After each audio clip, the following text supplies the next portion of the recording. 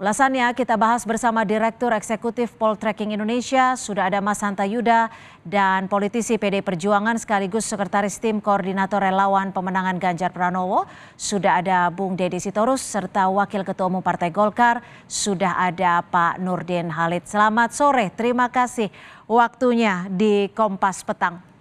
Pak Nurdin, Bang Deddy. Selamat sore, Bang Nurdin, Bang Hanta. Selamat sore, Bu Deddy. Baik, saya coba mengkonfirmasi kepada Partai Golkar terlebih dahulu nih, apa betul sampai saat ini masih mengusung nama Gibran Rakabuming Raka untuk dijadikan bacawa presnya dari Prabowo Subianto? Info dari mana itu, Mbak? Partai Golkar tidak pernah mengusung Gibran. Partai Golkar sampai dengan saat ini ya, dan terus itu adalah belum berubah bahwa Partai Golkar telah menetapkan Pak Erlangga sebagai calon presiden dan ataupun calon wakil presiden. Sekarang untuk calon presidennya sudah bukan tidak mungkin, tetapi sekarang beliau sekarang kita kondisikan, kita perjuangkan untuk menjadi calon wakil presiden di Pak Prabowo, karena kita telah mendukung Pak Prabowo sebagai calon presiden. Oleh karena itu maka perjuangan kita adalah Pak Erlangga Hartarto, bukan yang lainnya.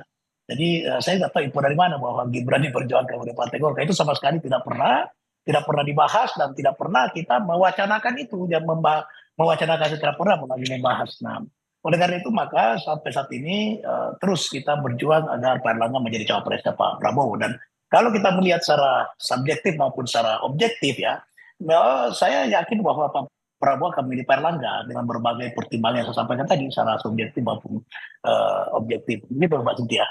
Oke, dengan berbagai pertimbangan. Baik, saya akan ke Mas Hanta terlebih dahulu.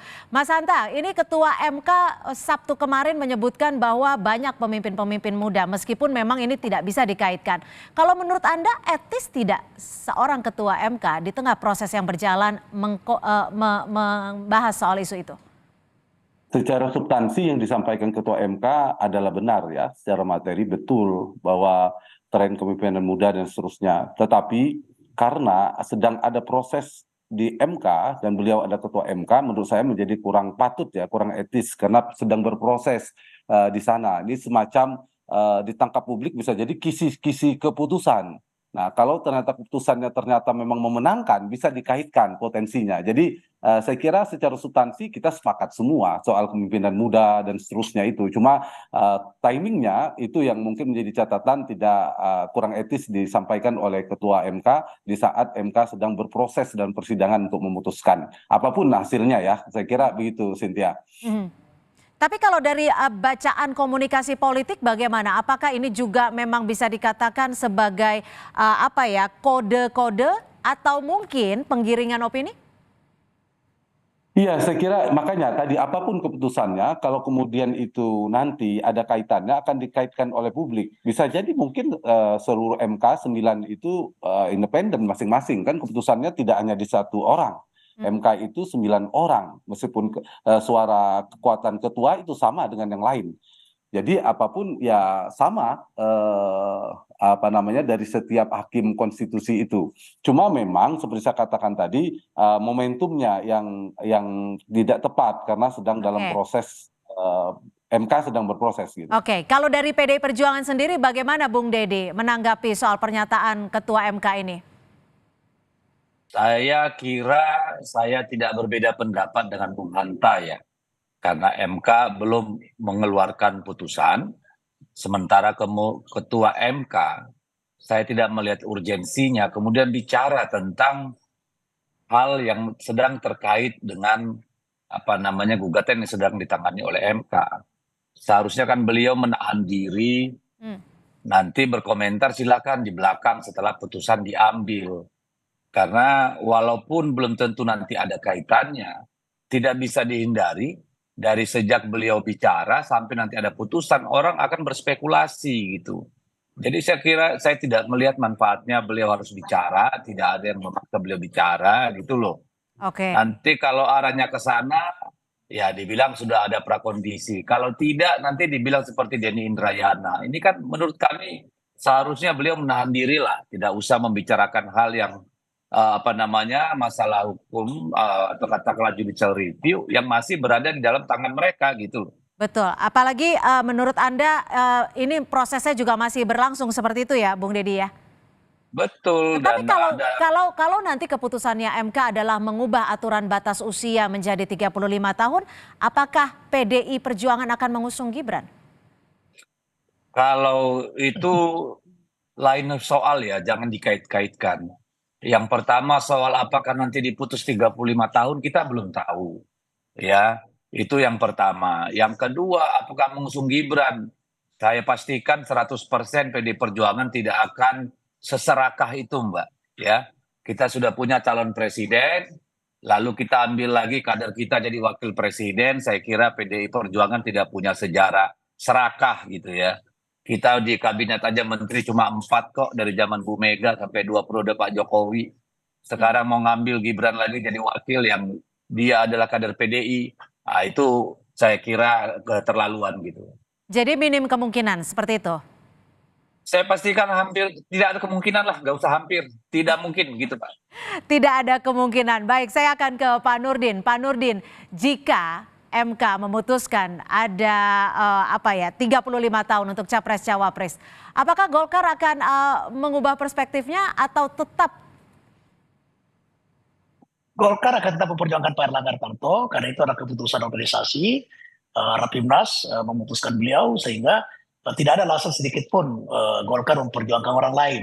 Nah kemudian dari sisi substansi ya sebetulnya tidak ada salah pernyataan daripada Ketua MK, tetapi dari konteksnya dan momentumnya sangat tidak tepat. Ini bukan soal etis dan tidak etis, tapi momentumnya betul kata Bung Hanta itu sangat tidak tepat. Dan menurut saya MK harusnya menolak uji materi itu. Kenapa? Karena kalau kita mengikuti secara cermat dan saksama persidangan di MK itu, pemerintah dan DPR sebagai pembentuk undang-undang itu kan telah bersepakat, telah bersetuju untuk menurunkan batas umur. Nah kalau pembentuk undang-undang bersetuju tidak perlu melalui MK, tidak perlu menggunakan tangan MK untuk memutuskan itu. Kembalikan ke DPR saja. Nanti DPR pemerintah memutuskan itu karena di sidang MK sewaktu menjadi saksi pemerintah maupun DPR sebagai pembentuk undang-undang itulah bersetuju untuk menurunkan daripada batas usia. Nah kalau sudah menurunkan maka MK tolak saja itu uji materi, kembalikan ke DPR dan pemerintah untuk melaksanakan membuat undang-undang baru, merevisi undang-undang yang ada sekarang gitu. Oke, Itu sederhana sekali gitu. Tapi Itu dan normanya seperti itu.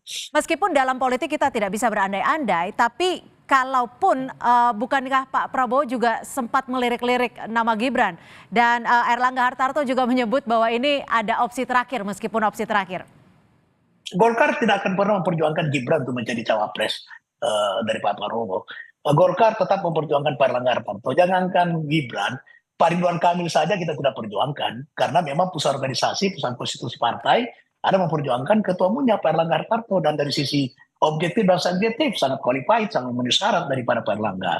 Jadi jangankan Gibran yang kader PDIP, mohon maaf Bung Deddy, kader Golkar saja kita tidak perjuangkan. Yang kita perjuangkan adalah ketua partai Golkar.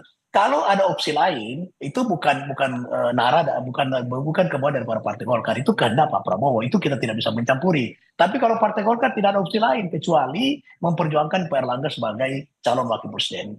Oke, saya akan ke Mas Hanta. Mas Hanta, ketika nama Gibran ini juga mencuat dan mengerucut sebagai bacawa pres, apakah ini karena figur seorang Gibran atau elektabilitas Gibrannya yang memang cukup tinggi? Iya, kalau bicara Gibran tidak bisa terlepas dari Pak Jokowi. Karena kita tahu Pak Jokowi punya dampak dalam dinamika elektoral kita. Pak Jokowi atau Jokowi Effect ini diperebutkan. Kenapa Pak Jokowi punya dampak? Karena approval ratingnya, tingkat kepuasan cukup tinggi. Beda ceritanya kalau Pak Jokowi dengan kepuasan yang 50 atau 60%. Yang kedua, Pak Jokowi memiliki mesin politik non-partai. Ada relawan dan lain sebagainya. Dan yang ketiga, Pak Jokowi ada panglima tertinggi, presiden yang sedang menjabat, yang mengendalikan fitur-fitur kekuasaan, jejaring kekuasaan ketika Pilpres berlangsung. Nah karena itu, siapapun yang akan berkompetisi pasti memerlukan berebut efek Jokowi. Dan yang terasosiasi kuat, brand association yang kuat sekarang ini adalah Mas Gibran satu-satunya. Itu satu yang membuat Gibran menjadi seksi. Yang kedua, saya ingin jawab pertanyaan Cynthia soal elektoral tadi, tapi sebelum bicara elektoral, eleksi ada kandidasi. Nah, saya melihat di koalisi Pak Prabowo, tadi Pak Nurdin sudah menyebutkan nama Pak Erlangga, ada Pak Erick Thohir yang keluar dari PAN, seterusnya. Bisa jadi ini perkiraan kalau kemudian MK ya, saya mengasumsikan misalnya MK mengabulkan, itu bisa jadi ini menjadi jalan tengah. Ya udah, bukan Pak Erlangga, bukan siapa, jadi jalan tengah, solusi dari dinamika di internal. Nah, dari sisi elektoral, Cynthia mengatakan tadi, memang tidak setinggi Pak Erick Thohir, misalnya Pak AHY, ada Sandiaga Uno, tapi sekarang ada muncul angka Gibran di survei kami poltreking lumayan ya, meskipun 1 digit di angka 7%. Dia punya potensi elektabilitas lumayan, sama dengan beberapa nama yang sudah muncul belakangan lebih awal. Yang kedua, dia punya basis kuat di Jawa Tengah, yang itu adalah basisnya Mas Ganjar. Nah, kalau Pak Prabowo menjadi kompetitor utama Mas Ganjar, menjadi penting untuk melirik Gibran. Yang ketiga terakhir, Mas Gibran ini punya basis di pemilih muda yang juga diperlukan untuk menambal atau melengkapi Pak Prabowo. Jadi yang paling butuh Gibran dari sisi ini adalah Pak Prabowo memang secara elektoral ya. Kalau dari sisi Mas Ganjar seperti Bang Deddy katakan tadi, saya kira agak sulit karena PD Perjuangan sudah mengambil posisi capres gitu, Cynthia. Jadi secara elektoral punya potensi, tidak bisa dipungkiri, kita mengatakan punya potensi meskipun punya komplikasi politik juga kalau maju. Baik. Saya akan ke Bung Deddy. Bung Deddy, bagaimana Anda melihat parpol lain yang mengincar Gibran? Saya kira tadi sudah dijelaskan Bung Hanta Yuda ya, bahwa sebenarnya bukan Gibrannya, tetapi approval rate yang tinggi terhadap Pak Jokowi itu ada upaya untuk melakukan framing, mendapatkan efek positif dari situ. Jadi Pak Jokowi ditempel, lalu Gibran diajak-ajak. Ini kan upaya membangun satu persepsi publik bahwa ini segaris dan sebangun dengan Pak Jokowi. Harapannya ya tadi elektoral itu. Tetapi saya punya keyakinan bahwa Pak Jokowi tidak akan berkenan, dan Mas Gibran sudah berkali-kali bilang tidak. Jadi kalau ada yang masih mengorek-ngorek itu ya tadi mau sedang mengemis popularitas Pak Jokowi supaya pindah ke dirinya, kira-kira seperti itu kalau menurut saya.